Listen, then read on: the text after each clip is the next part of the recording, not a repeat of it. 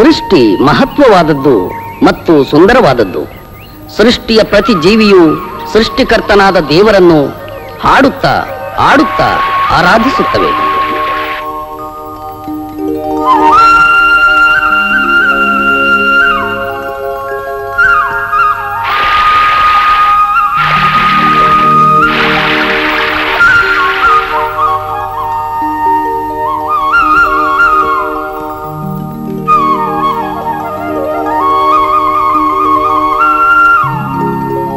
ಸಮಸ್ತ ಜೀವಿಗಳಲ್ಲಿ ಮಾನವ ಜನ್ಮ ಶ್ರೇಷ್ಠವಾದದ್ದು. ಆದರೆ ಮಾನವನಾಗಿ ಹುಟ್ಟಿದ ಇವನು ಮಾನವನಾಗಿ ಬದುಕದೆ ಕುಗ್ಗಿ ಕುಂದಿ ಹೋಗುತ್ತಿದ್ದಾನೆ. ಯಾರಿವನು? ಇವನ ಚರಿತ್ರೆ ಏನು? ಈ ದೇಶದಲ್ಲಿ ಇವನ ಸಮಸ್ಯೆಗಳೇನು?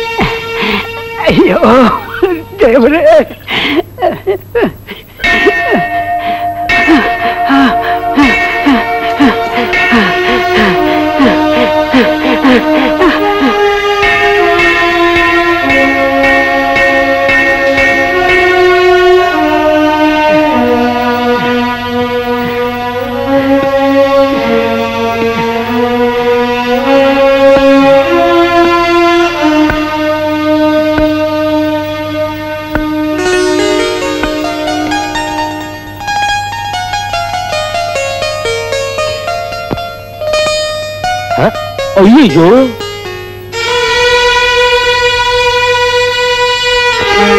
ಇಲ್ಲಿವರೆಗೂ ಬಂದ್ಬಿಟ್ಟಿದ್ಯಲ್ಲೋ ಸ್ವಾಮಿ. ಪ್ರಸಾದನೂ ಇಲ್ಲ, ಪಿಂಡನೂ ಇಲ್ಲ. ನಿನ್ನಂತವ್ರು ಒಳಗಡೆ ಬರಬಾರ್ದು ಅಂದ್ರೆ ಪ್ರಸಾದ ಬೇರೆ ಕೇಳ್ತಿದ್ಯಾ? ತೊಲಗು ಆಚೆ. ನೀನ್ ಇನ್ನೊಂದು ಗಳಿಗೆ ಇಲ್ಲೇ ಇದ್ರೆ ಕಂಬಕ್ಕೆ ಕಟ್ಟಿ ಹೊರಸ್ಬೇಕಾಗುತ್ತೆ. ತೊಲಗು ಆಚೆ, ತೊಲಗು.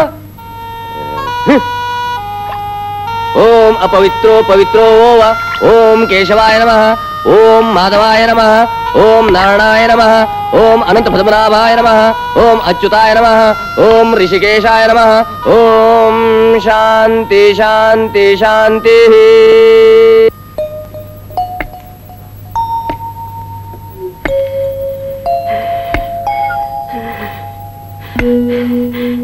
ಅವ್ವ,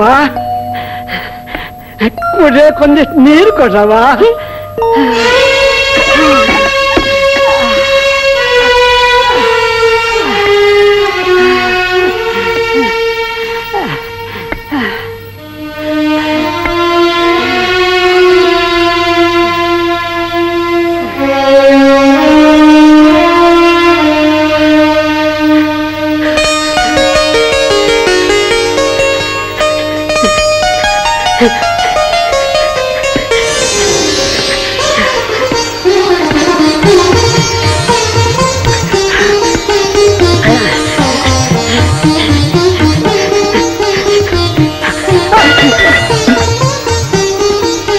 ಯಾರದು?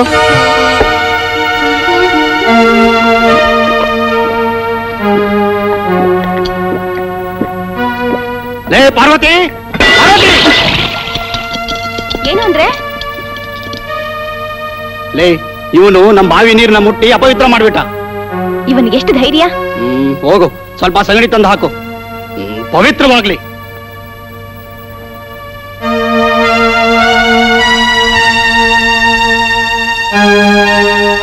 ನಂಬಾವಿನೇ ಸಿಗ್ತಾ ಇವನಿಗೆ. ಇವನ್ನ ಸುಮ್ಮನೆ ಬಿಡ್ಬೇಡಿ.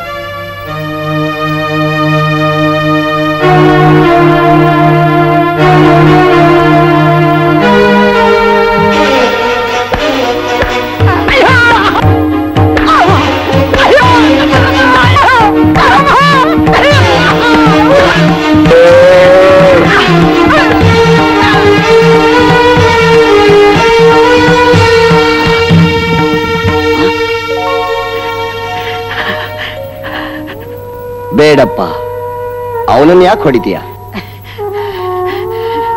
ಹೊಡಿದೆ ಇನ್ನೇನ್ ಮಾಡ್ಲಿ? ಇವನು ನಮ್ಮ ಬಾವಿ ನೀರನ್ನ ಮುಟ್ಟಿ ಅಪವಿತ್ರ ಮಾಡಿದ್ದಾನೆ. ಅದಕ್ಕೆ ಇವನು ಈ ಶಿಕ್ಷೆ.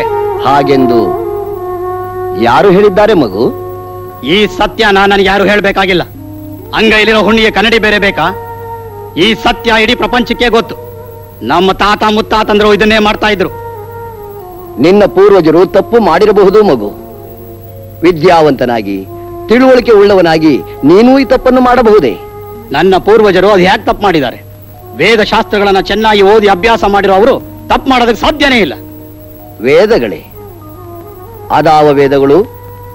ಎಲ್ಲಿ ನನಗೊಮ್ಮೆ ತೋರಿಸು. ಅವುಗಳಲ್ಲಿ ಏನು ಬರೆದಿದೆ ಎಂದು. ಒಬ್ಬ ಮನುಷ್ಯನು ಮತ್ತೊಬ್ಬ ಮನುಷ್ಯನನ್ನು ಪ್ರಾಣಿಯಂತೆ ಕಾಣಬೇಕೆಂದು ಯಾವ ವೇದಗಳು ಹೇಳಿಲ್ಲ ಮಗು. ಕೆಲವು ಧಾರ್ಮಿಕ ಮತಾಂಧರು ತಮ್ಮ ಸ್ವಾರ್ಥ ಸಾಧನೆಗಾಗಿ ಪವಿತ್ರವಾದ ವೇದಗಳನ್ನೇ ತಪ್ಪಾಗಿ ಹೇಳಿಕೊಂಡಿದ್ದಾರೆ ಮಗು. ಅನುಕಂಪ, ದಯೆ, ಸೋದರತ್ವ ಇವೇ ಎಲ್ಲಾ ಧರ್ಮಗಳ ಸಾರ. ಈ ಹಸುವಿನ ಸಗಣಿ ಗಂಜಲಗಳಿಗಿಂತಲೂ ಮನುಷ್ಯನು ಪವಿತ್ರವಲ್ಲದವನೆಂದು ಭಾವಿಸುವೆಯಾ?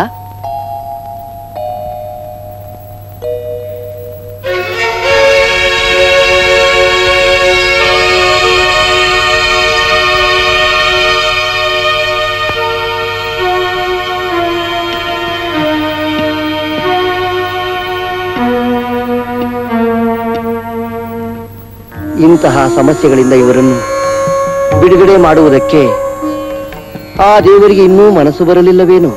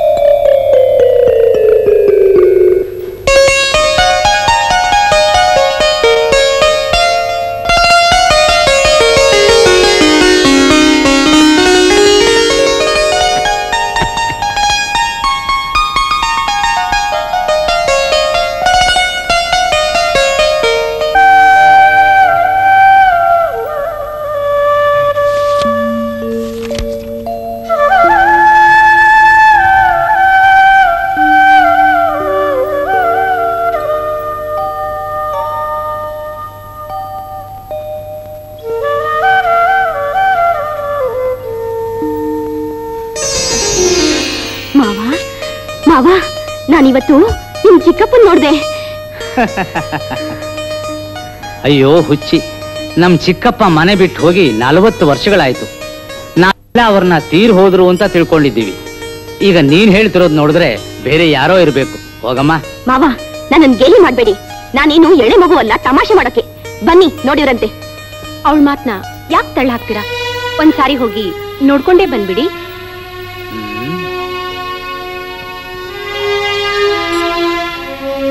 ಸರಿ ನಡಿಯಮ್ಮ.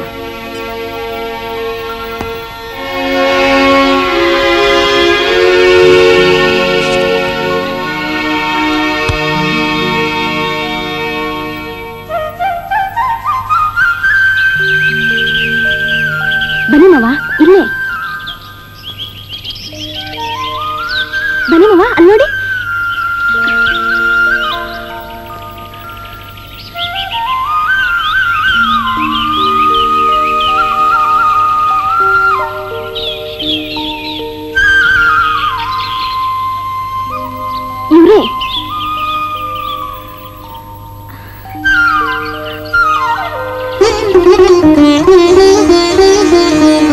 ಹೇಳು ಮಗು.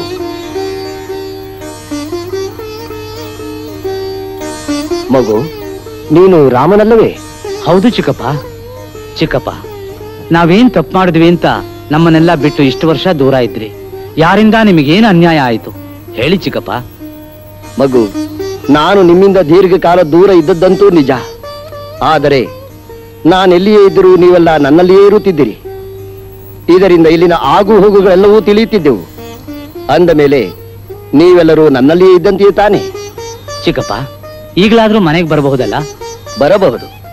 ಆದರೆ ನಾನು ಪ್ರಾಪಂಚಿಕ ಜೀವನವನ್ನು ತ್ಯಜಿಸಿದ್ದೇನೆ. ನಿನ್ನ ಮನೆಗೆ ಮಾತ್ರವಲ್ಲ, ಯಾರ ಮನೆಗೂ ಬರುವುದಿಲ್ಲ. ತಾವು ದೈವಾಧೀನರಾದರೆಂದು ನಾವೆಲ್ಲ ಭಾವಿಸಿದ್ದೆವು. ಈ ಒಂದು ಸಾರಿ ಊರಿಗೆ ಬಂದು ಕಾಣಿಸಿಕೊಂಡರೆ ಆ ಭಾವನೆ ದೂರವಾಗುತ್ತಲ್ಲ ಅಂತ. ಮಗು, ಒಮ್ಮೆ ನಾವು ಪ್ರಾಪಂಚಿಕ ಜೀವನವನ್ನು ತೊರೆದವೆಂದರೆ ಜನನ ಮರಣಗಳ ಮಧ್ಯೆ ಯಾವುದೇ ವ್ಯತ್ಯಾಸವಿರುವುದಿಲ್ಲ. 40 ವರ್ಷಗಳ ದೀರ್ಘ ಸನ್ಯಾಸ ಜೀವನದ ನಂತರ ಪುನಃ ಪ್ರಾಪಂಚಿಕ ಜೀವನಕ್ಕೆ ಬಂದರೆ ಅದರಿಂದ ಬರುವ ಭಾಗ್ಯವಾದರೂ ಏನು? ಮಗು, ಆಕಸ್ಮಿಕವಾಗಿ ನಿಮ್ಮ ಗ್ರಾಮಕ್ಕೆ ಬಂದಿರುವುದು ನಮಗೆ ತುಂಬಾ ಸಂತೋಷವನ್ನುಂಟು ಮಾಡಿದೆ. ಕಾರಣ ಇಲ್ಲಿನ ಸಮಸ್ಯೆಗಳನ್ನೆಲ್ಲ ತಿಳಿದುಕೊಳ್ಳುವಂತಾಯಿತು. ಮಗು, ಇದೀಗ ನಾನು ನಿನಗೆ ವರವೊಂದನ್ನು ನೀಡುತ್ತಿದ್ದೇನೆ. ಇಷ್ಟರಲ್ಲೇ ನೀನೊಬ್ಬ ಸತ್ಪುತ್ರನನ್ನು ಪಡೆಯುವೆ.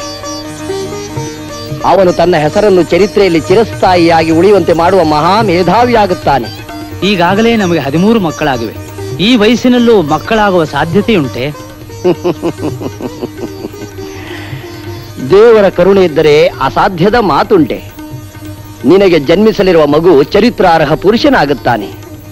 ಇಂದಿನಿಂದ ನಿಮ್ಮ ಧಾರ್ಮಿಕ ಆಚರಣೆಗಳನ್ನು ವರ್ಧಿಸಿಕೊಳ್ಳಿ.